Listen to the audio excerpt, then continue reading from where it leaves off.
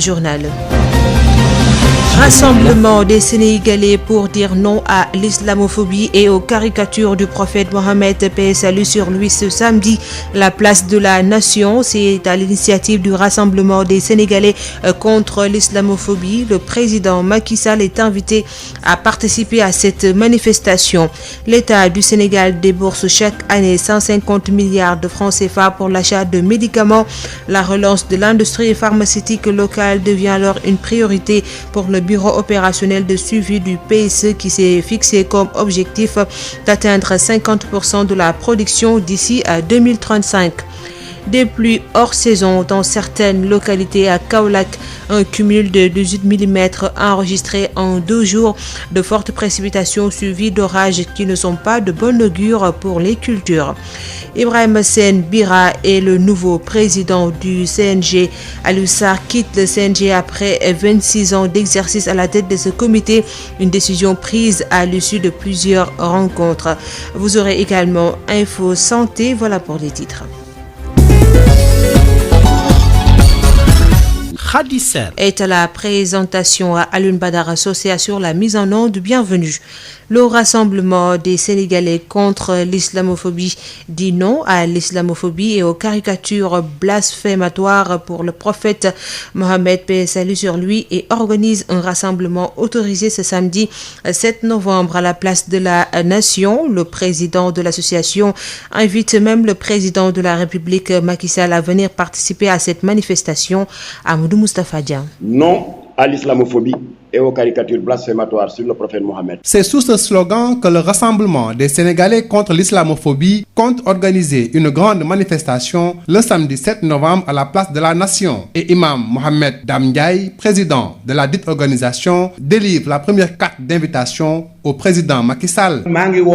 mboolem sénégalais yi ñu ñëw foofu incha allah te ki jiitu ci sénégalais yi mooy président de la république ab teewaayam foofu dana tekki lu bëree bëri ab teewaayam foofu dana wedd lu bëree bëri aussi moo tax moom moo jiitu ci ñi ma bëgg ñu teew ci jataay bi. Un rassemblement pour, disent-ils, dénoncer l'islamophobie et les caricatures blasphématoires sur le prophète Mohammed. Une riposte qu'ils veulent pacifique, mais forte, massive et dévouée, à la hauteur de l'affront du président Emmanuel Macron. Personne n'a le droit, sous prétexte de liberté d'expression, d'insulter la foi des autres. Le Rassemblement des musulmans contre l'islamophobie saisit cette opportunité pour lancer un appel pressant au peuple français, en l'invitant à prendre ses responsabilités devant Dieu et devant les hommes, pour mettre un terme aux excès de langage de leur chef d'État, qui est le président français Emmanuel Macron, qui a déclaré urbi et orbi, au vu et au su de tous, que ses concitoyens français ont le droit de blasphémer et que la France ne renoncera pas aux caricatures. Selon ces organisateurs, les musulmans du Sénégal auront ainsi l'occasion de prouver à la face du monde l'amour qu'ils vouent au prophète de l'islam. Nous voulons en faire une date historique dans l'histoire de la Oumma islamique. J'avais une petite ambition de 1 million, d'appeler les Sénégalais de manière à constituer plus de 3 millions de personnes. Je crois que c'est possible. La manifestation est autorisée à tous ceux qui veulent venir de privilégier la tenue blanche de préférence. C'est en prélude à cette journée d'indignation et de prière que le Rassemblement des Sénégalais contre l'islamophobie a convoqué la presse pour donner, disent-ils, un cachet historique à cette journée du 7 novembre. Amadou Moustapha Dian, le Rassemblement des Sénégalais contre l'islamophobie donne donc rendez-vous aux Sénégalais le samedi 7 novembre à la place de la Nation. L'importation des médicaments coûte à l'État du Sénégal chaque année 150 milliards de francs CFA, une importation qui vient s'ajouter au marché illicite qui fragilise le secteur.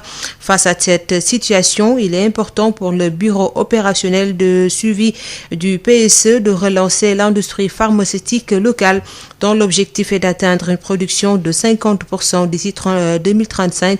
Josette Kali. Plus de 90% des médicaments utilisés au Sénégal viennent de l'étranger, une importation qui fait perdre à l'État du Sénégal chaque année plus d'une centaine de milliards, une situation rendue difficile avec cette crise sanitaire. Alassane Beng, secrétaire général du ministère de la Santé. L'épidémie de Covid-19 a un peu révélé les énormes limites que nous avons dans ce domaine. On sait plus de 150 milliards de francs CFA.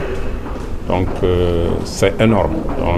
Et cela pèse lourdement sur la balance commerciale du Sénégal. Donc c'est une tendance que notre pays doit pouvoir inverser pour véritablement développer son industrie locale et arriver à soigner les populations sénégalaises à partir des médicaments que nous produisons ici localement. Dès lors, il urge de mettre l'accent sur la relance de l'industrie pharmaceutique locale, surtout en cette période de pandémie où la demande est supérieure à l'offre. El Ousseynou Kane, directeur général du bureau opérationnel de suivi du plan Sénégal émergent, BOSS. Imaginez que pendant une seconde pandémie, que tous les pays producteurs de médicaments refusent d'exporter leur production au Sénégal, même si c'est pour un mois. C'est une catastrophe. Donc c'est toute l'urgence que le président public a constatée et a instruit pour que rapidement que la production pharmaceutique soit relancée, non seulement en valorisant la pharmacopée locale, parce qu'aujourd'hui on a plusieurs types de médicaments qui ne sont pas valorisés, produits locaux pour soigner nos maladies. L'objectif c'est d'arriver en 2035 au plus tard à une production de 50%. Avec ce projet Dakar Medical City, le Sénégal veut se focaliser sur la fabrication locale pour mieux servir les populations et s'ouvrir à la sous-région, même si le trafic illicite de médicaments demeure une épine.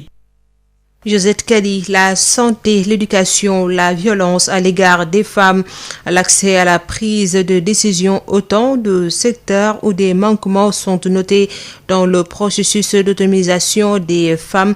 Bien qu'il y ait des avancées, le cahier de recommandations établi par la société civile a permis de faire le point sur les efforts à faire. Compte rendu signé Aïssatou Guiba. Après 25 ans d'existence de la plateforme de Beijing, l'heure est à l'évaluation. Un cahier de recommandations est alors établi par la société civile. Des recommandations qui montrent une avancée des femmes dans les centres de décision, certes, mais avec quelques gaps à combler.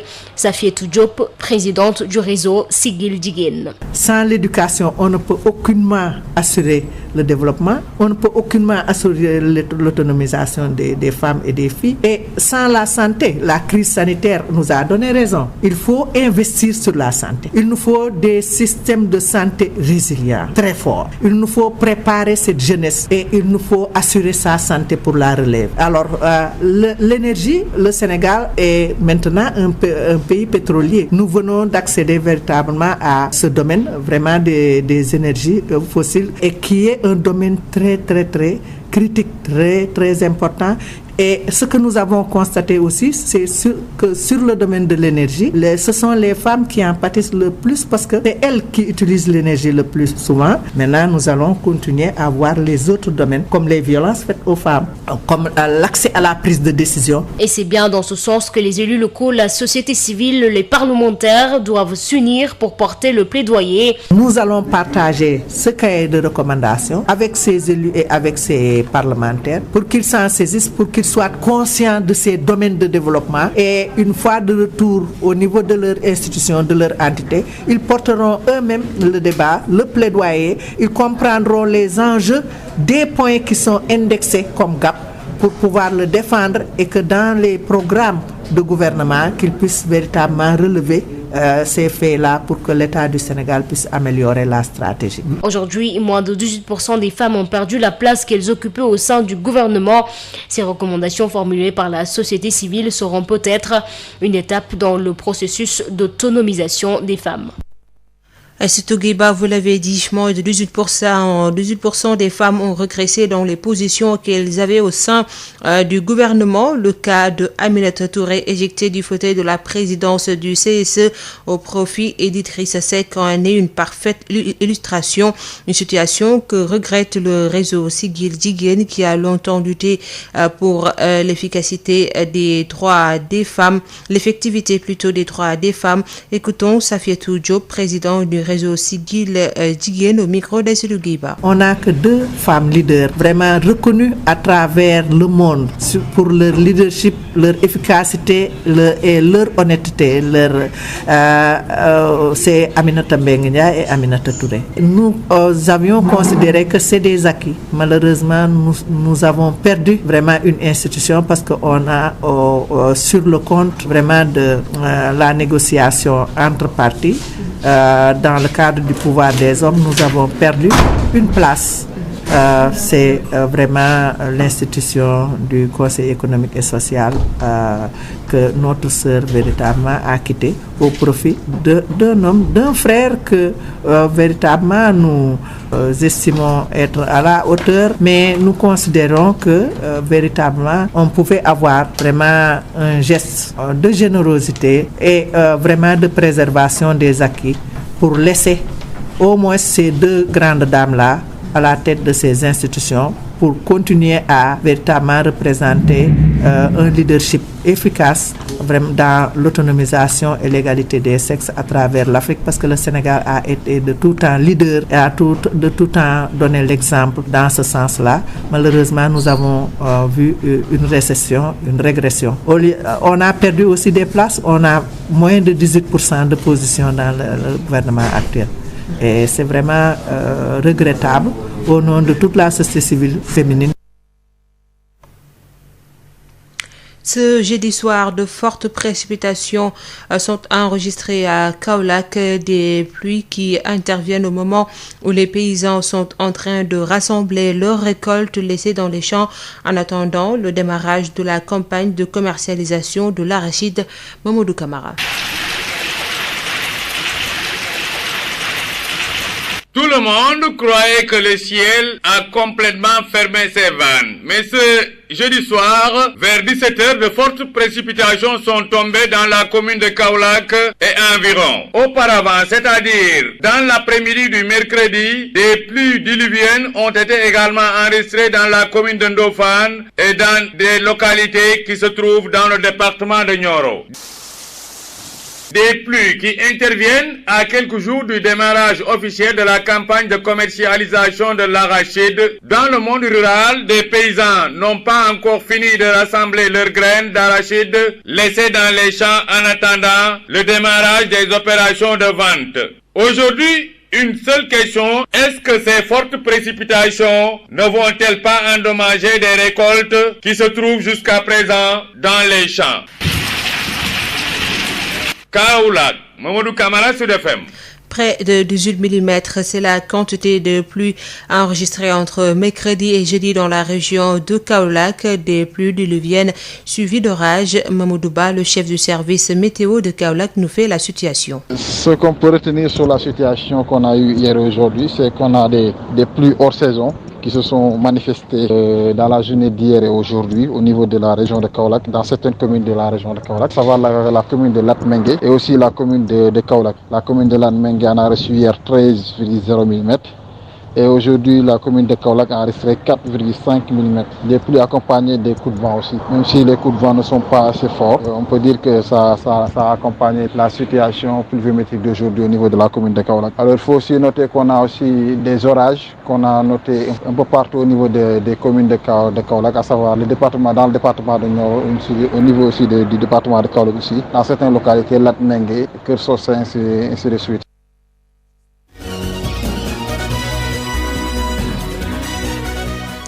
Après 26 ans d'exercice à la tête du CNG, Dr Aliou Sarr cède son fauteuil à Ibrahima Sène. Une décision prise à l'issue de plusieurs rencontres avec les acteurs. La liste des membres du bureau et des commissions a été publiée ce jeudi sous la présidence du ministre des Sports qui a rendu un vibrant hommage au président sortant Adama Dione. Président, M. Ibrahima Sène. Premier vice-président, Meïssa Ndiaye. Deuxième vice-président, M. Yacinthe Ndiaye, du mandat 2. Troisième vice-présidente, Mme Isabelle Sambou. Quatrième vice-président, Abdou Aziz Gueye. Cinquième vice-président, Issa Ndiaye. Trésorier général, M. Abdoulaye Fall. C'est ainsi que le directeur des sports publie la liste des différents membres du CNG. Ibrahima Sarr succède désormais à Aliou Sarr, un choix qui répond à des critères selon le ministre des Sports, Matar Ba. C'est des personnalités sur qui on pense pouvoir compter pour effectivement conduire les destinées de cette lutte et la développer. C'est ça qui nous a poussé à prendre autant de temps et à rencontrer beaucoup de monde. Et il me revient de faire mon choix. Et ce choix-là, c'est un choix qui est guidé par des paramètres, mais par des éléments d'appréciation. Cette nouvelle équipe est chargée d'élaborer des textes pour un bon fonctionnement de l'institution, ce qui peut aboutir à une fédération sénégalaise de lutte, ajoute Matar Ba. Un groupe qui aura la lourde tâche aussi de sortir des textes qui seront appréciés par la famille de la lutte. Et ces textes conduiront effectivement vers une fédération. Mais ça, vous verrez avec le cahier de charge le temps qui sera imparti pour effectivement ce travail puisse se faire. Le ministre des Sports a rendu un vibrant hommage au président sortant. Il a tendu la main à l'équipe sortante pour accompagner la nouvelle équipe pour réussir cette mission pour les 2 années à venir. Le président sortant se félicite de son bilan à la tête du CNG et compte soutenir la nouvelle équipe. Aliou Sarr au micro de Adama John. Qui nous a donné un programme, qui nous a donné un projet à réaliser et nous avons essayé au mieux de nous acquitter de cette tâche. Il avait nul jugeur. Occasion pour encourager l'équipe qui va arriver et surtout demander au monde de la lutte, à la presse en général, le travail avec conscience et de ne point juger les gens sur leur profil, mais de les juger sur les faits. Une nouvelle mission va commencer. Accompagnons-les. Je suis amateur de lutte. Je ne quitte pas le milieu de la lutte. Accompagnons ceux qui vont arriver. Travaillons pour notre pays. Travaillons pour l'intérêt du Sénégal. J'ai l'intime conviction que si nous travaillons pour l'intérêt général, chacun se retrouvera à sa place et avec son intérêt sauvegardé. Qui est le nouveau président du CNG? Ibrahima Sène a fait son cursus scolaire à Kaolack avant de fréquenter l'école normale William Ponty de Thiès. Il a été président de l'ODCAV de Kaolack, membre du bureau de l'ODCAV avant d'être le président du CNG de lutte. Ibrahima Sène Bira retrace ici son parcours au micro de Mamadou Camara.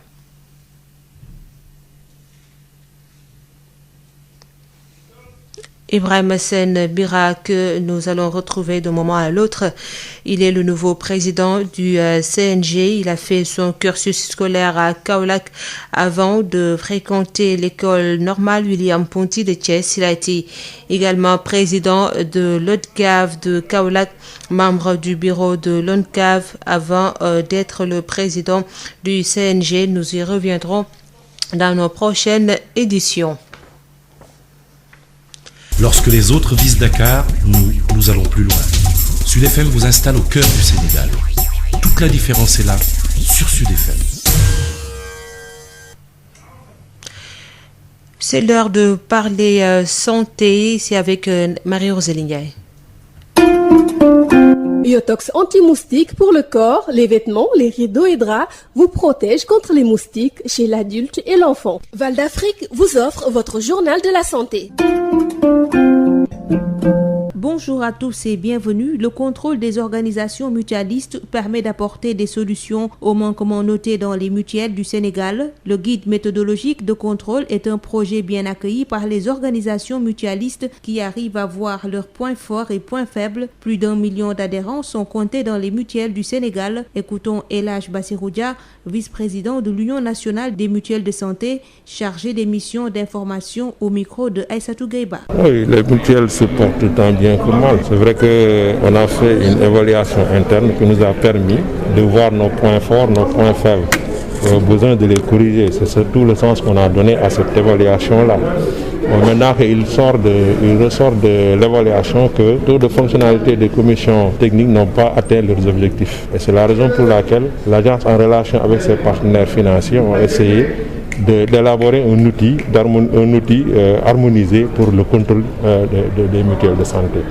Je pense que le contrôle aussi est une activité extrêmement importante dans une organisation parce que c'est le contrôle qui nourrit la confiance des membres. Donc tant qu'il n'y a pas ce contrôle et qu'on restitue, que les gens peuvent ne pas avoir confiance. Donc c'est dire donc que c'est une activité qui est extrêmement importante. C'est la raison pour laquelle nous voulons remercier l'agence d'avoir initié cette série d'activités pour vraiment renforcer la capacité des commissions de contrôle et trouver un outil harmonisé pour vraiment faire ce travail. Le nombre exact dans les mutuelles de santé, ça dépasse 1 million poussière de bénéficiaires. Dakar va abriter la 10e conférence internationale francophone de lutte contre le VIH et les hépatites. Elle sera virtuelle cette année en raison de la situation mondiale. Afra-VIH 2020, qui va se dérouler du 8 au 11 novembre, revêt tout un symbole. Il s'agit en effet d'évaluer l'impact de la stratégie des 3,90, mais aussi de mesurer l'impact de l'appel de Bordeaux et portant sur les hépatites. C'est tout pour aujourd'hui. Merci de nous avoir suivis. Yotox anti-moustique pour le corps, les vêtements, les rideaux et draps vous protège contre les moustiques chez l'adulte et l'enfant. Val d'Afrique vous a offert votre journal de la santé.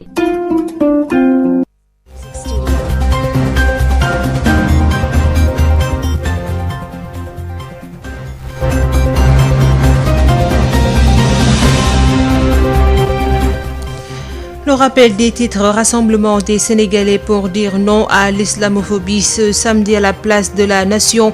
C'est à l'initiative du Rassemblement des Sénégalais contre l'islamophobie. Le président Macky Sall est invité à participer à cette manifestation. L'État du Sénégal débourse chaque année 150 milliards de francs CFA pour l'achat de médicaments.